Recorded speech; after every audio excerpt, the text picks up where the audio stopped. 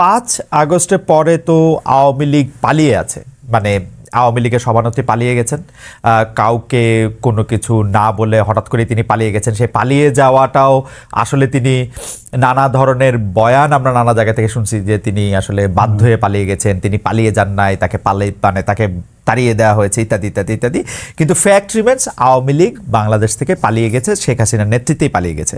এখন তাদের প্রধান কার্যালয় পরিত্যক্ত, দেশের মাটিতে প্রকাশ্য তাদের কোনো রাজনীতি নেই। এমন অবস্থায় এই যে ধানমন্ডি 32 নম্বরের বাড়ি, বঙ্গবন্ধু শেখ মুজিবুর রহমানের বাড়ি ঘোষণা দিয়ে ভাঙা, আগুন ভাঙচুর, এর তাৎপর্য কি? মানে এর এই ভাঙাভাঙি, ধুলিস্যাৎ করা, আগুন দেওয়া ঠিক আছে কিনা আপনার কাছ থেকে আমরা শুনতে চাই। ধন্যবাদ খালিদ ভাই আমাকে ডাকার জন্য, এবং যে যেখান থেকে আমার কথা শুনছেন সবাইকে আমার সালাম এবং শুভেচ্ছা এবং আমার কৃতজ্ঞতা জানবেন। দেখেন, বাংলাদেশে আপনার আওয়ামী লীগকে আমরা কিভাবে চিন্তা করতাম, আওয়ামী লীগকে আমরা একটা রাজনৈতিক সংগঠন মনে করতাম। এটা ছিল আমাদের ফার্স্ট মিস্টেক। এটা কোনো রাজনৈতিক সংগঠন না। কারণ হলো এটা একটা ফ্যাসিবাদ, এটা দুই আমল মিলেই। হ্যাঁ, শেখ মুজিব ৭১ আগে তার ভূমিকা এটা ইতিহাস নির্ধারণ করবে, কিন্তু ৭১-এর পরে শেখ মুজিবের হাতে প্রথম বিচার বহির্ভূত হত্যাকাণ্ড শুরু, এবং আপনার মানে রাষ্ট্রীয় স্বৈরতন্ত্র যেটাকে বলেন, স্বৈরতন্ত্রের জনক সে তাকে বলতে পারেন আপনারা। তারপরে সেই আপনার ধারার একটা চূড়ান্ত পরিণতি আমরা দেখলাম শেখ হাসিনার হাতে। তো সেই চূড়ান্ত পরিণতি আপনার এমনটাই হইল, এমন একটা তুঙ্গে যায় অবস্থান করলো যে তাকে ছাত্র জনতার অভ্যুত্থানের মধ্য দিয়ে পালিয়ে যেতে হলো। তার মানে দেখা গেল দুই আমল মিলে এটা একটা এমন ফ্যাসিবাদ। ফলে ফ্যাসিবাদ আমরা জানি ক্লাসিক্যালি, থিওরিটিক্যালি, যে ফ্যাসিবাদের কোনো রাজনীতি থাকে না, থাকে একটা দানবীয় সংগঠন, এবং সেই সংগঠনটাকে পরিচালিত করে একদল অলিগার্ক। হ্যাঁ, তারা টিকায় রাখে, এইটাই হলো ফ্যাসিবাদ, এবং সেটা বেস করে প্রধানত মিথ্যার উপরে। যেখানে দরকার নেই সেখানেও সে মিথ্যা কথা বলে, কারণ সত্য কথা বললে তারা রাজনীতি থাকে না। তো এরকম একটা জিনিস যেটা ফ্যাসিবাদের থাকে হলো একটা দানবীয় সংগঠন, থাকে না কোনো রাজনীতি। সেই রকম একটা সংগঠনকে রাজনৈতিক সংগঠন আমরা মনে করতাম, এটা ছিল আমাদের একটা প্রধান মিস্টেক। এখন ডিরেক্ট আপনার প্রশ্নে যদি আসি, তাহলে দেখেন, হ্যাঁ, 5 তারিখেই তো আপনার এটা মাটির সাথে মিশে যাওয়ার কথা ছিল, এত দেরিতে কেন? এই প্রশ্ন কিন্তু কেউ কেউ তুলছে। হ্যাঁ, মাটির সাথে মিশে যাওয়া, তারপরে হলো এদেরকে আপনার ধরেন যে চীনের দুঃখ হোয়াংহো নদী, বাংলাদেশের দুঃখ গোপালগঞ্জ, হ্যাঁ, সেটাও আমরা জানি। তো কিন্তু এতদিন পরে কেন? এতদিন পরে কারণ হলো এটা তো স্পার্ক বাড়িতে উস্কায় দিচ্ছে শেখ হাসিনা। ভারতে বসে আপনি ধরেন, হ্যাঁ, বিভিন্ন গ্রুপে এবং এমন এমন সমস্ত লাইভে সে আসে, এক পর্নোগ্রাফারের লাইভে সে আইসার আগে কথা বলছে। হ্যাঁ, আমি বাই দ্য ওয়ে আমি শেখ হাসিনার কোনো কথাবার্তা শুনি না, কারণ বাংলাদেশের রাজনীতিতে আপনার আওয়ামী লীগ শেখ হাসিনা নিয়ে যদি কথা বলতে হয়, এর চেয়ে দুঃখজনক আর হয় না। এর চেয়ে এটা পুরোটাই সময়ের অপচয়। কারণ আমরা রক্তের বিনিময়ে একটা পোস্ট আওয়ামী অবস্থার মধ্যে পৌঁছাইছি, এবং আমাদের রাজনীতি বিকশিত হবে a country without Awami League. এখানে যখন আমরা পৌঁছাইতে পারবো তখন আমরা বিকাশ শুরু হবে। তো এখনো পর্যন্ত যদি আমরা 32, হ্যাঁ, 71-এর চেতনা, আওয়ামী লীগ, মুক্তিযুদ্ধ এগুলোর মধ্যে আটকায় থাকি, তাহলে আমার রাজনীতির বিকাশটা হবে কখন? এইটা আপনার এবং সরকারের পক্ষ থেকে কি বলা হচ্ছে যে এটা 32 নম্বরে যে হামলাটা, এটা হলো শেখ হাসিনা যে উস্কানিমূলক কর্মকাণ্ড, ভারতে বসে তার বিক্ষুব্ধ জনতা, হ্যাঁ, এটা তাদের রাগের বহিঃপ্রকাশ আকারে করছে। আমি মনে করি শুধু রাগের বহিঃপ্রকাশ না, সেটা হলো আওয়ামী ফ্যাসিবাদের রাজনীতির পুরা মডেল।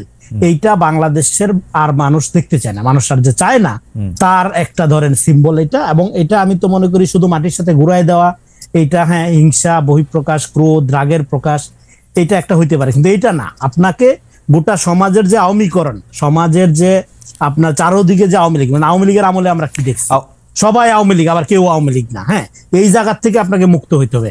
বাড়ি ভাঙ্গা, গোটায় দেওয়া, এগুলো তো সিম্বলিক, এগুলি বড় ইস্যু না। বড় ইস্যু হলো আওয়ামী লীগ যে একটা নফসানিয়াত আকারে আপনার বাংলাদেশের রাজনীতি, মানুষ এবং ফ্যাসিবাদের যে সামাজিকরণ হয়েছে, বিশেষ করে শাহবাগের পরে, এটা তো আসলে একটা কাল্ট আকারে মানুষের চরিত্রের মধ্যে ঢুকে গেছে। এই জায়গার থেকে দেশকে মুক্ত করতে হবে। 32 নাম্বার ভাঙলো বা থাকলো, এটা বড় ইস্যু না। কারণ কি জানেন, অভ্যুত্থানের পরে, একটা ফ্যাসিস্ট রিজিমের বিদায়ের পরে পৃথিবীর কোন দেশে, পৃথিবীর ইতিহাসে কোথাও আপনি দেখাইতে পারবেন না যে ফ্যাসিবাদের আপনার কেবলা বলেন, মন্দির বলেন, এগুলোকে পূজার জন্য প্রোটেক্ট করা হয়েছে বা রাইখা দেওয়া হয়েছে, কিন্তু সবই ঘুরাই দেওয়া হয়েছে।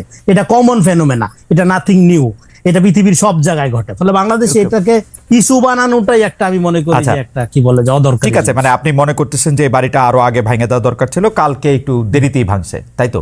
জি জি। ওকে, তো সেইটার কারণ হিসেবে আপনি বলতেছেন যে আওয়ামী লীগকে আপনি রাজনৈতিক সংগঠন বলতে নারাজ। আপনি অনেকগুলি প্রশ্নের যদি একটু ছোট ছোট করে জবাব দেন, কারণ হচ্ছে যে আওয়ামী লীগকে আপনি আগাগোড়াই একটা ফেসিবাদী ভাবাদর্শের একটা ফেসিবাদী একটা জায়গা আপনি মনে করেন। আপনি যে কারণে আওয়ামী লীগকে একটি রাজনৈতিক সংগঠন মনে করেন না, সেই কারণে বাংলাদেশে আর কোনো রাজনৈতিক সংগঠন কি রাজনৈতিক সংগঠন হইতে পারে? ধরেন বিএনপি, ধরেন জামায়াত, ধরেন বামপন্থী দলগুলা, তারা ঠিক আছে, তারা রাজনৈতিক সংগঠন হতে পারবে, তারা রাজনৈতিক সংগঠন হিসেবে বিবেচিত হবে, মানে আপনি যদি ওই ফর্মুলাতে ফেলেন আর কি। ইন্টারেস্টিং, খুবই গুড কোশ্চেন। হ্যাঁ, বাংলাদেশের রাজনীতি বলতে আওয়ামী মডেলটাই গইরা উঠছে। এখন অন্যান্য যে দলগুলোর কথা বললেন, এরা এতদিন আওয়ামী লীগের রিয়েকশনারি পলিটিক্স করছে, যে কারণে বাংলাদেশে কোনো দলেরই বিকাশ হয়নি। ফলে আপনি যখন বিএনপি বলেন, জামাত বলেন, এগুলো এতদিনের যে রাজনীতি সেটা হলো আওয়ামী লীগের রিয়েকশনে গইরা ওঠা রাজনীতি। ফলে সেই রিয়েকশনের রাজনীতি কম বেশি আওয়ামী আসরপ্রাপ্ত রাজনীতি। 5 তারিখের পরে জেনজির এই অভ্যুত্থানের একটা আকাঙ্ক্ষা হলো যে আমরা এমন একটা রাজনীতি চাই যেটা সিটিজেন ভিত্তিক, হ্যাঁ, গণতান্ত্রিক ভিত্তিক। এই জন্য আমি বলি 5 তারিখের পরের রাজনীতি আকাঙ্ক্ষা কি? রাজনীতি আকাঙ্ক্ষা হবে ফিলান্থ্রপি অ্যাজ পলিটিক্স। আগে কি ছিল? আগে ছিল পলিটিক্স অ্যাজ ফিলান্থ্রপি, মানে আমি কোটি কোটি টাকা দিয়ে নমিনেশন কিনবো, 100 কোটি টাকায় নমিনেশন করবো, 1000 কোটি টাকা চুরি করবো, এই হলো মডেল। হ্যাঁ, এখন এটা না, এখন মডেলটা হলো আপনি ইমিডিয়েট রাইট নাও এখন জনগণের সাথে কিভাবে থাকবেন তার আলোকে আমরা আপনাকে রাজনৈতিকভাবে বিবেচনা করব। তো এখন বাংলাদেশে যেটা হচ্ছে, হ্যাঁ, ইউ আর ভেরি রাইট, যে এখানে এই যে যত দলগুলো বললেন, দলগুলোর মধ্যে কম বেশি আওয়ামী আসর আছে, যে কারণে বাংলাদেশের রাজনীতি বিকাশই হয়নি। যেখানে দেশে আওয়ামী লীগ নাই, এমন একটা ব্যাপার যেটা কোনো রাজনীতি না। জনাব রনি, তাহলে কি আমি, মানে আপনি তো যেহেতু একজন চিন্তক, এই ব্যাপারগুলি নিয়ে আপনার গভীর চিন্তা ভাবনা আসে, এই জন্য আমি আপনার কাছে একটু বুঝাইতেছি। তার মানে হচ্ছে যে আপনি বলতেছেন যে আওয়ামী লীগের মতো করেই অন্যান্য রাজনৈতিক দলগুলি, মানে জামাতে ইসলামী বলি, বিএনপি বলি, জাতীয় পার্টি বলি বা বাম সংগঠনগুলি বলি, তারা আওয়ামী লীগের রিয়েকশনের পলিটিক্স করতে করতে তারা ছোট ছোট আওয়ামী লীগে পরিণত হয়েছে বা বড় বড় আওয়ামী লীগে পরিণত হয়েছে, তাই তো? তাহলে আপনি যদি আওয়ামী লীগকে ফেসিবাদী সংগঠন বলে ওর ব্যাপারে কোনো রাজনৈতিক আলাপ না করতে চান, তাহলে জামাত সম্পর্কে কেমনে করবেন সেইটা মানে আমি একটু বুঝতে চাই। হ্যাঁ, রাইট।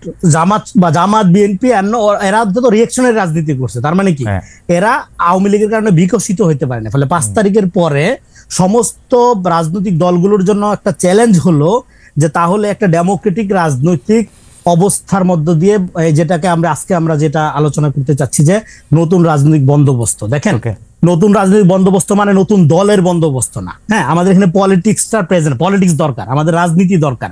আওয়ামী লীগের কারণে কোনো রাজনীতির বিকাশ হয়নি। ফলে এখন শিক্ষাটা হইলো 5 তারিখের এইটা, যে আপনি বিএনপির নামে করেন, জামাতের নামে করেন, বামের নামে করেন, আওয়ামী মডেল আর চলবে না। আওয়ামী মডেল থেকে আপনাকে বের হইতে হবে। হ্যাঁ, এই জন্য আপনার প্রত্যেক দলের জন্য এটা একটা চ্যালেঞ্জ আকারে হাজির হয়েছে। You are very right.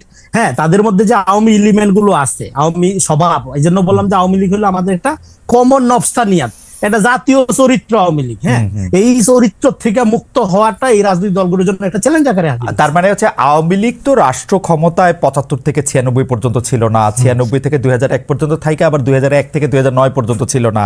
তবুও মানে এই আওয়ামী লীগের রাজনৈতিক মডেল বা যেটা আপনি নফসিয়ান বা মনন বলতেছেন, সেই মননটা আসলে আওয়ামী ভাবধারাতেই ছিল মানে এখন পর্যন্ত, রাইট? তো বাংলা স্পিরিট দেখেন, আরো সহজ করে বলি, স্পিরিট অফ বাংলাদেশটা কখনো বিকশিত হওয়ার সুযোগ পায়নি বাংলাদেশের রাজনীতিতে। এখানে ভারতীয় বাঙালি জাতীয়তাবাদের যে ন্যারেশন, সেটাই মেইন স্ট্রিম ছিল।